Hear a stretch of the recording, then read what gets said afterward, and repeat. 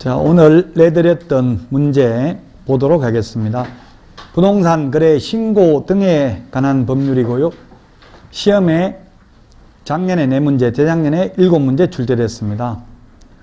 부동산 거래 신고에 관한 법률, 외국인 토지법, 국토의 계획 및 이용에 관한 법률에 있던 토지거래 허가제 3개 법률이 통폐합되어서 2017년도에 법이 개정된 게 아니라 아예 제정을 했습니다. 새로 부동산 거래 신고 등에 관한 법률로 이 부분을 정확하게 알아야만 고득점할 수 있습니다. 포기하면 안 되고요. 토지거래 허가가 보통 2문제, 외국인 부동산 취득 특례가 1문제, 그 다음에 부동산 거래 신고 제도 자체에서 2문제 정도 보통 이렇게 출제됩니다. 그래서 한 5문제 정도는 출제될 확률이 높습니다.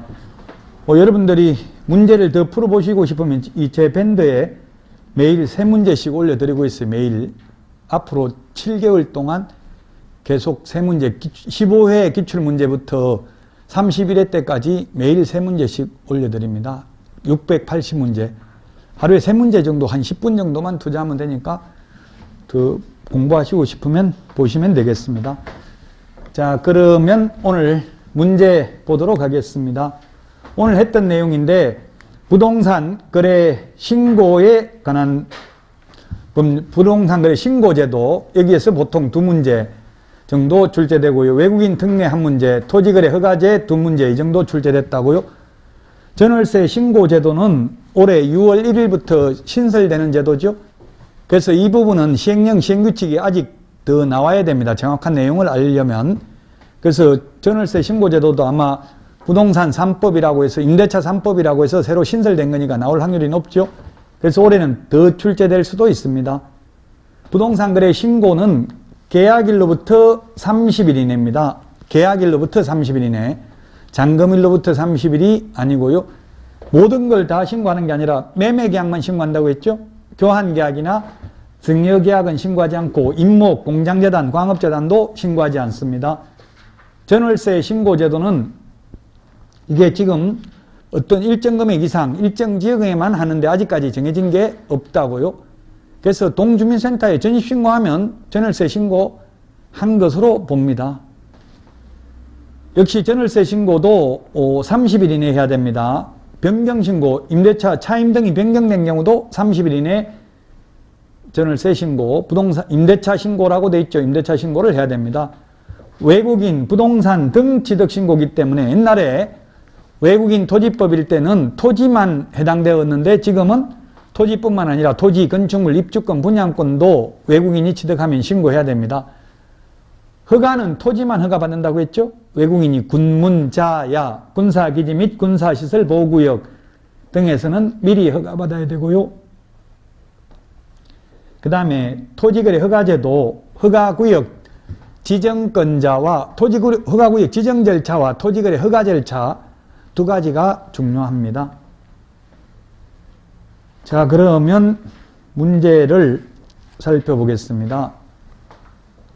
1번 교환계약을 체결한 경우에도 부동산 거래 신고해야 된다. 교환계약이 아니고 매매만, 오직 매매만 신고한다. 계약을 원인으로 소유권 취득하는 게 매매, 교환, 증여 3가지가 있는데 매매만 신고 대상이다. 매매만. 그래서 1번은 틀렸고요. 그 다음에 중개거래인 경우는 반드시 개업공개사가 해야 되지 거래 당사자와 공동으로 신고해야 되는 게 아닙니다.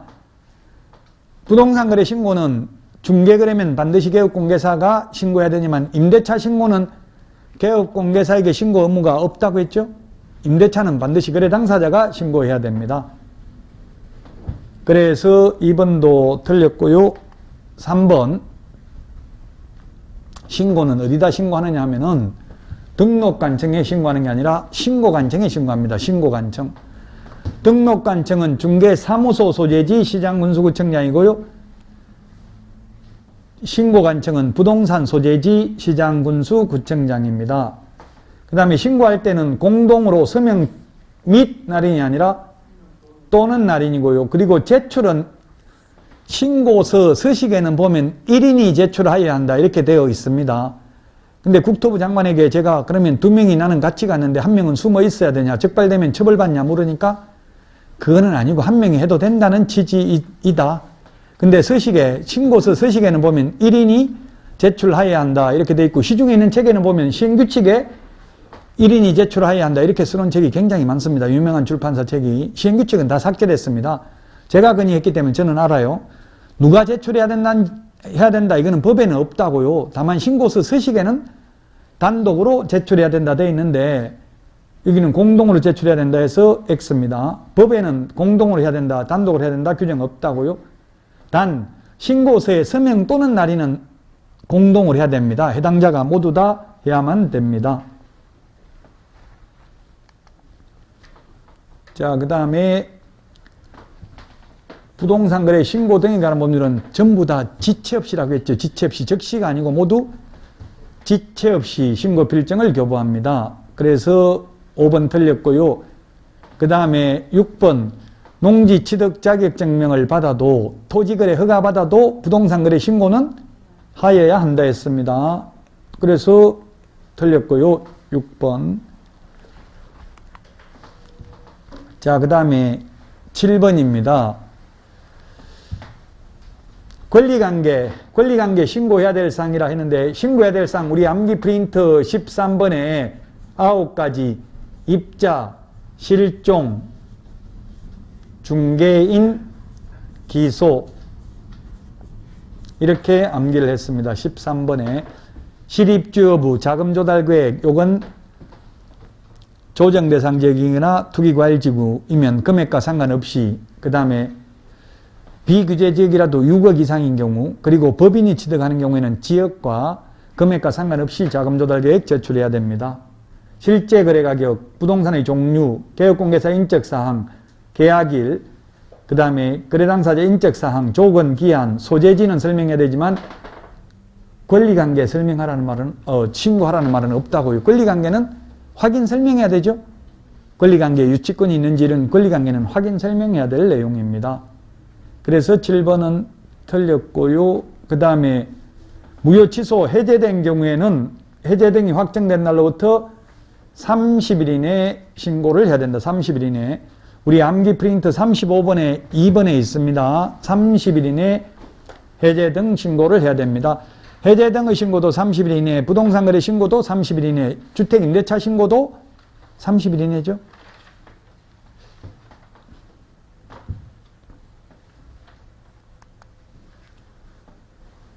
자, 그 다음에 9번입니다.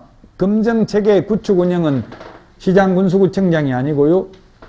그래서 검정체계 구축 운영은 국토부 장관, 검정체계에 의해서 검증하는 사람은 시장군수구청장이라고 했습니다.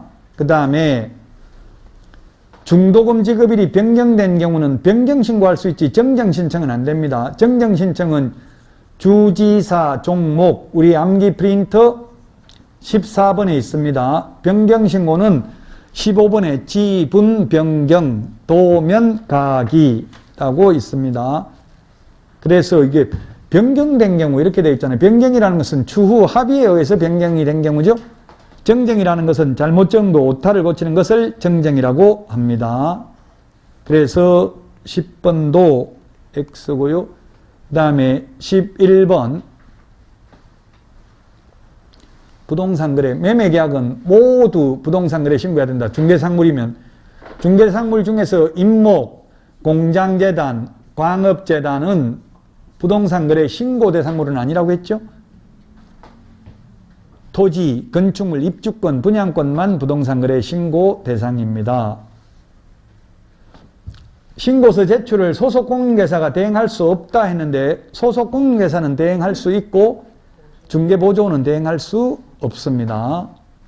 제출만 대행할 수 있습니다. 작성을 대행할 수 있다는 말은 없습니다.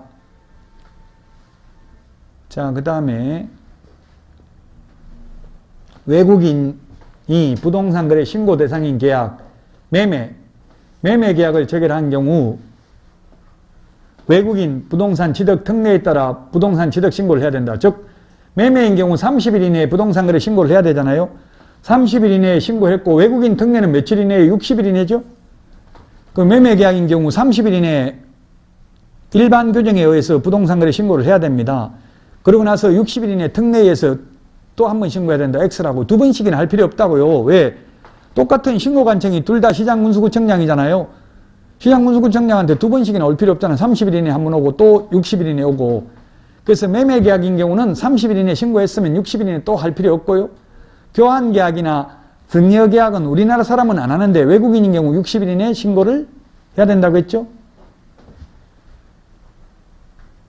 그 다음에 취득한 날로부터 60일 이내가 아니라 6개월 이내입니다. 경매, 계약 이외의 원인으로 취득한 경우 경매, 상속 이런 경우는 6개월 이내.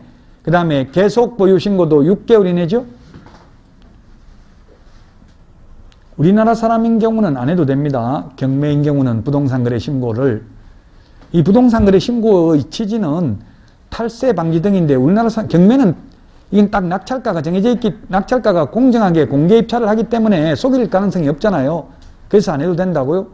근데 외국인인 경우는 아무리 공정하게 취득했다 하더라도 우리나라 주요, 예를 들어서 섬이라 섬 도서지역 이런 걸 외국인이 다 사가면 안 되니까 파악을 해야 된다고. 제주도 땅을 외국인이 도대체 얼마나 보유하고 있는지. 그래서 외국인인 경우는 경매로 취득하는 경우에도 60일이 아니라 6개월 이내에 신고해야 됩니다. 6개월 이내에. 계속 보유나 신축, 정축, 개축도 6개월 이내에 신고해야 된다고 했죠?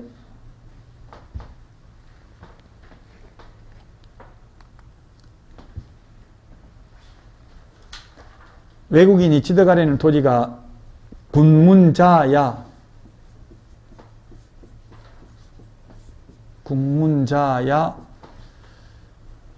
이 네 군데에 해당되는 경우에는 부동산 거래 신고 등에 관한 법률에 의해서, 즉 토지거래 허가구역으로 장관이나 시도지사가 지정을 해가지고 허가를 받았다면 비록 군문자야라도 외국인 특례에서 또 허가받을 필요 없다고 두 번이나.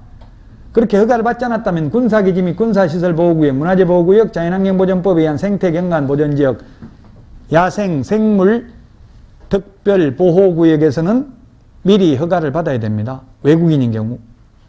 우리나라 사람은 이 군문자야에 해당되더라도 사실상 이런 군문자야에 해당되면 국토부 장관이나 시도의사가 허가구역으로 지정하지 않겠죠. 땅값이 올라가는 지역이 아니잖아요. 근데 외국인인 경우는 허가를 받아야 된다. 맞습니다. 자, 그 다음에 16번은 계속 보유 신고입니다. 외국 시민권을 취득한 분들 많잖아요. 외국 시민권을 취득하신 분들은 박세리 선수도 옛날에 외국 시민권을, 미국 시민권 취득했던 걸로 알고 있는데 요즘은 모르겠어요. 우리나라에 와서 살고 계시는 거 보니까 또 안 했는지 다시 국적을 변경했는지 모르겠는데요. 어쨌든 만약에 외국 시민권을 취득했다면 외국인이기 때문에 계속 보유하겠다는 신고를 하셔야 됩니다. 6개월 이내. 안 하면 100만 원 이하의 과태료입니다. 자, 그 다음에 외국인의 용어정의에 구성원 2분의 1 이상, 자본금 2분의 1 이상, 2분의 1 초과가 아니라 2분의 1 이상입니다. 자본금 2분의 1 이상을 가지고 있는 법인은 외국인 등에 해당된다. 이게 지금 네모 안에, 이게 지금 파워포인트가 좀 이상해졌는데, 그냥 네모 안에 아무것도 들어갈 말이 있는 거 아니죠? 네? 빼야 된다고요? 예, 깨져서 그렇네. 그래, 이게 제가 원래 보내는 원안에는 안 이랬는데, 이게 아마 서로 버전이 다르니까 이렇게 되는 것 같아요. 예, 그게 특별한 뭐 들어가야 되는 거 아닙니다. 그냥 이게 따옴표 이 정도 하면 되겠죠. 그냥 이런 거. 외국인 등에 해당한다. 맞습니다. 18번 토지거래 허가 처분에 이의가 있는 자는 그 처분을 받은 날로부터 30일 이내에 시장군수구청장에게 이의신청할 수 있다. 30일이 아니라 1월이 5개가 있었죠. 1월. 30일은 오로지 이행강제금 부과에 대한 이의신청은 30일이었죠. 이행강제금 부과에 대한 이의신청만 30일이고 나머지 매수청구, 불허가 처분을 받았을 때 매수청구 1월 이내에, 이의신청 1월 이내에, 그 다음에 선매자 지정통지 1월 이내에, 선매협의 완료 1월 이내에, 선매협의 완료 조서 제출 1월 이내입니다. 또 어떤 분들 인터넷에 뭐 30일하고 1월이 뭐가 다른데 묻던데 사실 현실적으로 보면 별로 다른 게 없는데 시험에 나오면 달라요. 1월은 28일도 가능하고 29일도 있을 수 있죠. 2월달. 31일도 있고요. 그래서 법무부에서는 법을 만들 때 1월, 2월, 3월 이런 말 하지 말고 30일, 60일, 90일, 180일 이게 공정한 숫자잖아요. 근데 아직도 법에 이렇게 1월이라는 게 많이 나와 있어요. 그래서 만약에 1월인데 30일이라고 쓰면 X라고 시험은 시험 지문으로서는 현실적으로 별 차이는 없지만 우리는 시험 공부잖아요.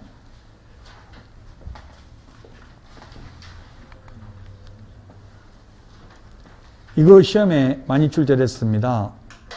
즉 선매 가격은, 선매는 먼저 사는 게 선매라고요. 먼저 사면서 공시지가로 사겠다고 하면 시세로 지금 누가 1억에 살 사람이 정해져 있는데 공시지가는 더 싸잖아요. 7천만 원에 LH가 사겠다 이러면 안 판다고 하잖아요. 안 팔면 협의 불성립이죠. 그래서 옛날에 이게 공시지가였어요. 근데 감정가격으로 바뀐 거예요, 법이. 공시지가로 하다 보니까 선매 협의가 무조건 불성립인 거예요. 그래서 감정가격이라는 거는 시세라고, 감정평가사가 평가한 금액이잖아요. 감정평가사한테 좀 더 높게 평가해달라면 해주더라고. 그러면 시세대로 사야 먼저 살 수 있잖아요. LH가 먼저 개인보다 먼저 살려면 이게 강제로 수용하는 게 아니라고 했죠. 협의라고, 협의 불성립하면 안 팔아도 돼요. 그래서 높은 가격, 감정가격으로 바뀌었습니다. 근데 불허가 처분을 받아서 매수 청구할 때 매수 가격은 공시지가라고요. 다만 허가 신청서에 기재된 금액이 더 낮은 금액이 있으면 낮은 금액으로 매수하게 할 수 있습니다. 이 두 개가 시험에 잘 출제됐다고요. 선매 가격은 감정 가격, 불허가 처분을 받아서 매수 청구했을 때 매수 가격은 공시지가가 되겠습니다.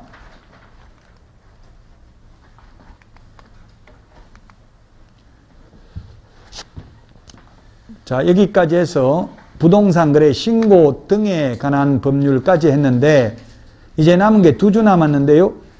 실무는 범위가 방대합니다. 다 하려고 하면. 근데 시험에 나오는 거는 정해져 있다고 했죠. 주택임대차보호법, 상가건물임대차보호법, 경공매, 매수신청대리, 요건 네 문제는 반드시 출제됩니다. 그리고 전자계약서, 그 다음에 농지취득자격증명제, 그 다음에 장사 등에 관한 법률, 분묘기지권 이런 것들도 시험에 나올 수 있고요. 그 다음에 부동산 실권리자 명의 등기에 관한 법률도 나올 수 있습니다. 지금까지 한 것만 하면 36문제 맞출 수 있습니다. 90점 받을 수 있는 내용이라고 지금까지 한 것만 해도 35문제네요. 87.5점이네요. 87.5점. 작년에는 거의 35문제, 35문제니까 87.5점 받을 수 있는 만큼은 지금 강의를 했습니다. 또 실무는 주택, 상가, 건물, 임대차보호법은 민사특별법에서도 반드시 한 문제씩 출제되죠. 그리고 현업에 여러분들이 중개업을 하려면 뭐가 가장 많겠어요? 현업에서 매매가 많아요? 임대차가 많아요? 실제 거래된 게? 주택, 임대차가 최고 많더라고요. 제가 건물을 실제 해보니까 빅데이터를 내보니까 한 달에 한 10건 정도는 계약을 하더라고요. 그 10건 중에서 거의 6, 7건은 6건 정도는 거의 월세 중개, 주택 월세 중개가 대부분이에요. 만약 매매만 10건 한다면 돈 벌겠죠? 매매만 10억짜리 매매만 10건 하면 양타 치면 혼자서 단독 중개하면은 900만 원씩 양쪽에 1,800만 원씩 10건 하면 1억 8천이에요. 1억 8천. 돈 벌겠죠. 만약에 예를 들어서 10억짜리 그렇게는 못하고요. 거의 임대차가 많다고요. 그것도 주택이 가장 많아요. 상가는 그렇게 많지 않더라고요. 그래서 가장 중요한 게 주택임대차보호법 왜 현실적으로 많이 일어나는 것이니까. 예, 그래서 그 실무는 뭐 민법에서 또 하니까 지금은 몰라도 걱정하실 필요 없어요. 나중에 되면 민법에서 하고 공인중개사법에서 하고 너무 많이 해서 짜증나서 힘들어요. 모를 때는 듣고 있기가 쉬운데 다 하는 거 할 때 모르는 척하고 듣고 있는 게 굉장히 힘들어요. 근데 그 겸손하게 맨날 알던 거 해도 또 어머나 처음 듣는 것처럼 이렇게 겸손하게 해야 돼. 그렇게 공감을 해줘야 부동산도 성공할 수 있거든요. 손님 오면 이야기를 들어줘야 돼. 자꾸 개업공개사만 자기가 이거 좋다고 부동산 이야기하면 그렇게 좀 네가 해라. 왜 나한테 자꾸 하라는 이렇게 이야기한다고요. 손님들이 이야기하는 걸 잘 들어줘야 공감 능력이 있어야 잘하더라고 영업도. 설 명절에 건강관리 잘 하시고요. 푹 좀 재충전 쉬셨다가 설 명절 지나고 나서 다시 건강한 모습으로 찾아뵙겠습니다. 수고하셨습니다. 수고하셨습니다.